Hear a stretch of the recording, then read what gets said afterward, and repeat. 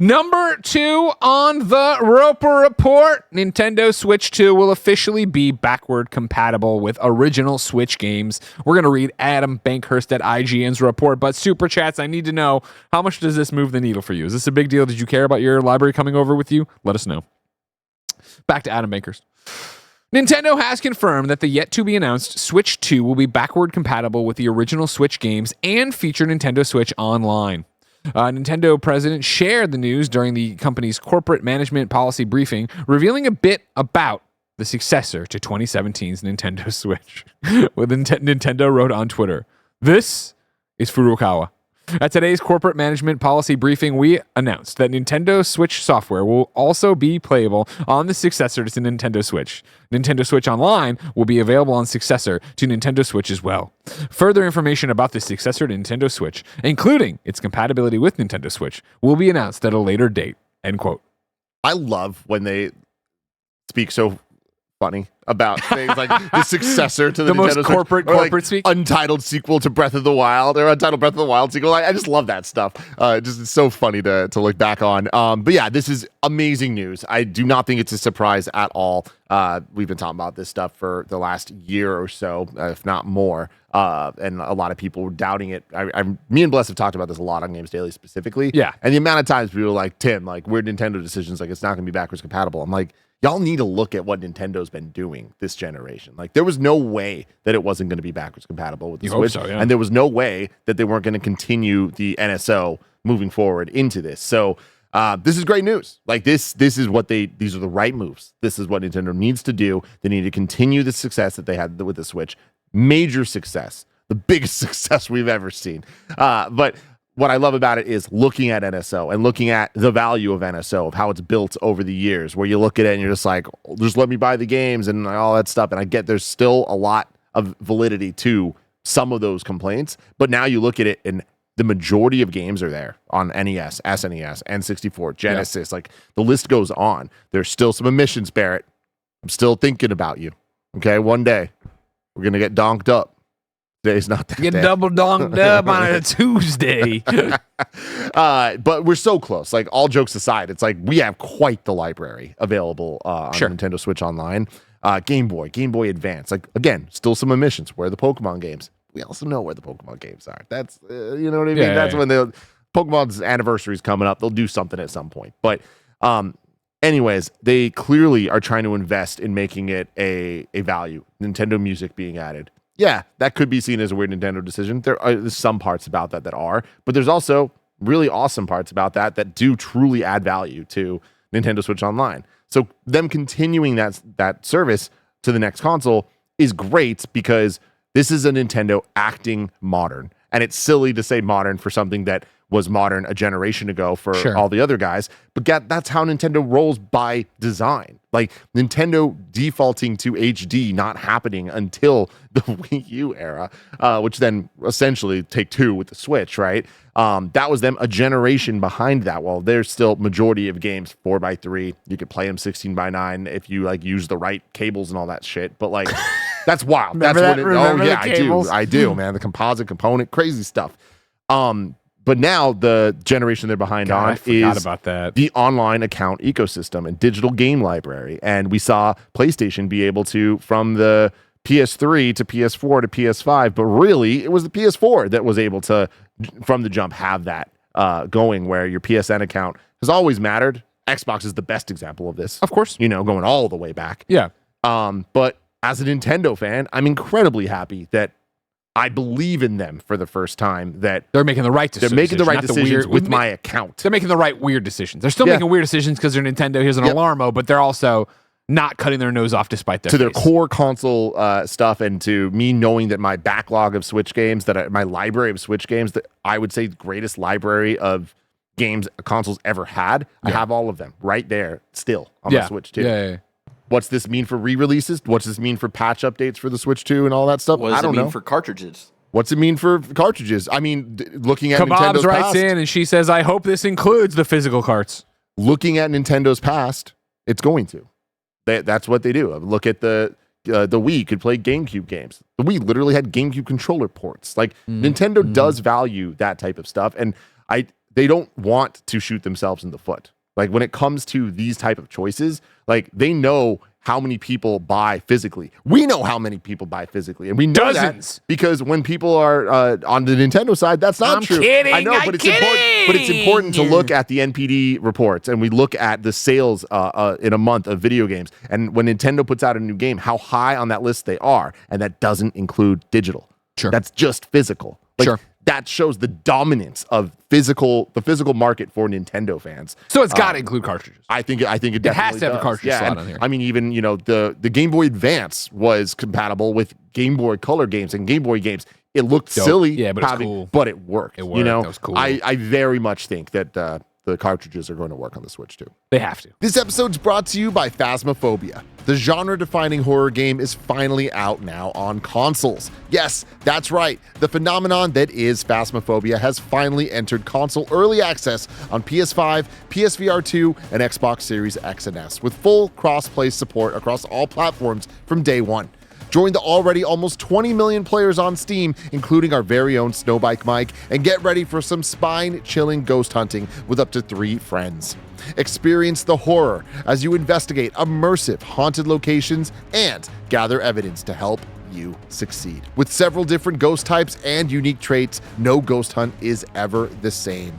Making sure you work as a team and utilize your equipment is the key to making it out alive. It's time, Ghost Hunters. Phasmophobia is out now on PS5, PSVR 2, and Xbox Series X and S. Gather your friends and prepare for the terrifying ghost hunts that await. This episode is brought to you by BetterHelp. I want to take a moment and say thank you to Barrett. Barrett always goes above and beyond to keep all of our shenanigans going. This month is all about gratitude, and in addition to Barrett, there's another person we don't get to thank enough.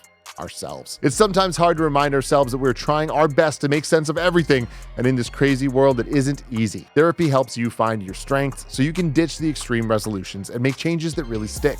You can get out of your negative thought cycles and find some mental and emotional peace, and it can give you the tools to find more balance in your life. Some of my best friends use BetterHelp and love how helpful it can be for learning positive coping skills and how to set boundaries. It empowers you to be the best version of yourself, and it isn't just for those who've experienced major trauma. Just fill out a brief questionnaire to get matched with a licensed therapist and switch therapists anytime for no additional charge. Let gratitude flow with BetterHelp. Visit betterhelp.com/kindafunny today to get 10% off your first month. That's BetterHelp, HELP.com/kindafunny. And one of the things we glossed over there, Nintendo Switch Online, working, right? Well, that's what I was just talking about. Yeah. But I know we're talking about backwards compatibility and all that, Justin. I know you were just talking about it. For me personally, I think that's the way I play Nintendo Switch, I think that's the coolest. Where I'm excited for Switch 2 games, but I love the fact that, we don't have to go through and buy everything again, Mario World for the 19th time. Yeah. Exactly. And I know you talk about this. I'm sorry. I phrased this wrong. Okay. I'm saying what matters to me out of this is this. Yeah. I mean, all of it's great. Like, of course. this is all a win for consumer. This is how this should work. Right. And this is how it works on PlayStation and Xbox. And we look at Nintendo and it's like, thank God we're at a place that it's working now. And there's a lot of other information that came out that I would like to talk about. Barry, I would love for you to talk bring about up those while he does that, do you want me to go through some of the super chats? Because people are talking about this. Yeah, go for it. Michael Graff super chats and says, I am probably more likely to get a Switch 2 because it's backwards compatible. I have a huge backlog. I think that's great. And I love the idea of these games you maybe didn't touch or just had or whatever, redeemed, didn't do anything.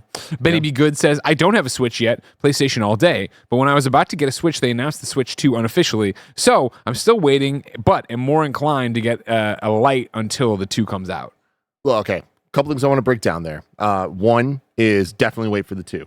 Like I think that the Switch 2 is going to be such a monumental leap for just quality of life things and the little things that matter to make the Switch 2 modern with where we're at. We'll talk about some tweets that I think are even more important there. But Switch 2, I think, is the one to wait for. On the flip side of that, the Switch 1 is going to get a price drop sometime soon. I feel like Nintendo wants the Switch to be the highest selling console of all time. Nintendo in the past have always put some type of price cuts on their systems, and I think that they're going to get the Switch 2, or Switch, especially if the Switch 2 could just play Switch 1 games, which we now know, like they're going to treat it, the Switch Lite and the Switch OLED, as entry points into that ecosystem. Sure.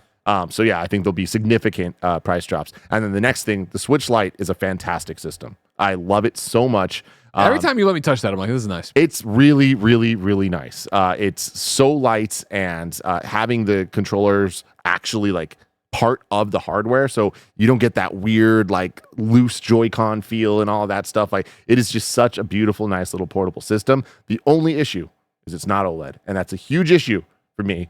And there's a solution now, everybody. There's a solution. Taki Udon. He's out there making OLED screens for the Switch Lite. Oh my god. I have mine on the way. Oh my allegedly. god. Allegedly. You're a psycho. I love it. 10 minutes to install, they claim. I'll keep y'all Give updated. it to Kevin. Kevin will get it. No, I want to do it. Okay, well, Jesus. I want to I'm prove gonna how find it. easy it is. Okay, goddamn. Sorry, man. Yeah, but I'm really excited about it. Final one to close this out. It's Topher 9000 says in a super chat, 100% this is a great move on their part and makes my gaming library happy. Tim, back to you about some of the other stuff they talked about. Yeah, man, they put out a lot of good stuff here. Like, everything they're saying, I'm like, thank God. So here we have, during their financial update call, they actually put together a pretty nice looking deck. Nintendo normally just like, it's just blocks Shits of out the text information. that are just like, what the hell, and other people need to do it. So it's nice to see this, but they have a slide here talking about strengthening relationships with software publishers, and everyone's here. It's like Smash Brothers Ultimate. Like, you look at this, and it's just a full page of logos of all of the different publishers and developers that they're trying to work with on the Switch 2. And seeing this warms my heart, because I remember this slide for the Switch 1, and I remember this slide for the Wii U. And it's just been more and more, to the point here where you look at it and I'm like, man, this is exciting. Like, I think that there's going to be more belief and support from third parties on Nintendo than ever before. Yeah. Just like we've seen and they on know Switch. the numbers, man. And they know the numbers. They know the magic that's there. And if the Switch 2 can be powerful enough to be in that conversation that we were talking about earlier of, if the PS5 Pro is the high end, if the Switch 2 can even be the low end, or maybe even higher than the low end, just a little bit, Yeah. we're going to be in really good places for the third-party games being here, so that the Switch 2 could be people's sole console. I don't think the majority of people, I think people listening to this show are always going to be a dual console household. Fair enough. I can't believe, looking at this thing, that Gung Ho still has this vibrator as a logo. I don't think about Gung Ho often, but you know what I mean? Ever since they debuted that thing, it's like, that's clearly a fucking vibrator. That is... Why are we still committed to that? I don't know. You look at that logo and it doesn't scream video games. It screams one of the pink, one of the stink. You know what I mean? Vibrating away. My God. I'm just saying what I see. Yeah, you are. I'm just saying what I see. All right. These are observations. I'm a journalist. But looking at this is exciting to me, because if you remember the Wii U era, when they had this, and it was like a fraction of the logos, and then they had the Wii U debut E3, and it's like, hey, you get Arkham City. You get Lego City Undercover, a lot of cities. Oh, a lot of cities. Right? We loved cities at the Wii U launch. And it's like, okay, I guess Zombie U. And then Zombie U, exactly. I feel like this to me is different. This to me says, you combine this with everything Square's been saying the last year of like, hey, no more of this exclusivity. It's not working for us. Yeah. We want to go multi-platform. Like, I love the idea that Final Fantasy 17 might come out on Switch 2 alongside the other systems. Like, that's good. You know what I mean? Yeah. So exciting stuff there. A couple of other slides too, if you could bring those up. Because there's just a lot of good shit here. The future outlook, expanding the Nintendo IP. Go to the next one. Nintendo Switch software will also be playable in the discussion. Strengthening development resources. Nintendo Cube, 1UP Studio, Mario Club. Right, sorry. Here's a list. This one. Thank you. Many series titles are showing growth on Nintendo Switch. We talk about this a lot, but it is wild to see the actual numbers here. These numbers are comparisons to Wii U, which obviously Wii U and 3DS though, so that is big. But like, look at Kirby, look at Metroid, look at freaking Xenoblade, man. Like, show me Animal Crossing just for hell of it. The Switch is a powerhouse with in terms of sales and being able to either revive franchises or get franchises to a new level. And I think the Switch 2 is just going to continue to do that. Hell yeah. So yeah, it's just exciting times for you, especially, Mr. Nintendo. You've been there for the bad times. You've been there for the boom times. You want to see them do this back to back generationally, right? And I truly believe there's so many things that came out yesterday, but one other thing was titles announced for 2025. Like, we still have Metroid Prime 4. We have Pokemon Legends ZA. Those are two games of major consequence, right, for the Switch. Like, those are key titles for the Switch 1. Tim, please, it's Pokemon Za. You're right. Let's get some Za, bruh. And then, filling out the rest of the year with things like Donkey Kong Country Returns, and then a plethora of JRPGs, which are sellers on these systems. Like, this is good. Nintendo, I think, is in a very, very, very healthy spot, potentially the healthiest they've ever been. Tim? Yes. I have 2 questions for you on this Nintendo stuff. You ready? Yes.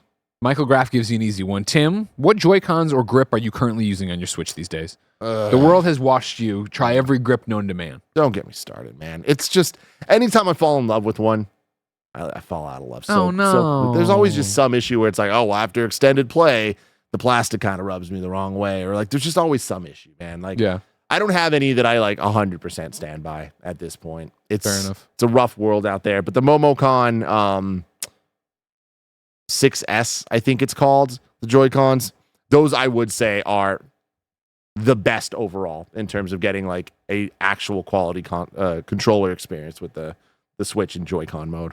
We have crashed again, audio listeners, just so you know. Barrett has run out of the room. Yeah, but it's upsetting. I'm very excited for the Switch too. I hope that there are new Joy-Cons. I hope that they're good. Because I have found that at the end of the day, first party controller stuff, there's just a level of quality that they have that third parties don't. I forget, where are we in the Switch 2 thing? I remember there was rumors, but has there been confirmation that your old Joy-Cons are going to work on the Switch 2? Have they talked about that yet? Or is that just definitely rumors? not. In fact, I don't think that they will. Like, if all the rumors of how the magnets are going to work and all that stuff, and it's a little bit bigger based on the leaked footprint of the system, doesn't seem like it'd be possible for them to be able to latch on. I do imagine they'll be able to work as Bluetooth controllers. You know sure. Work off, but yeah.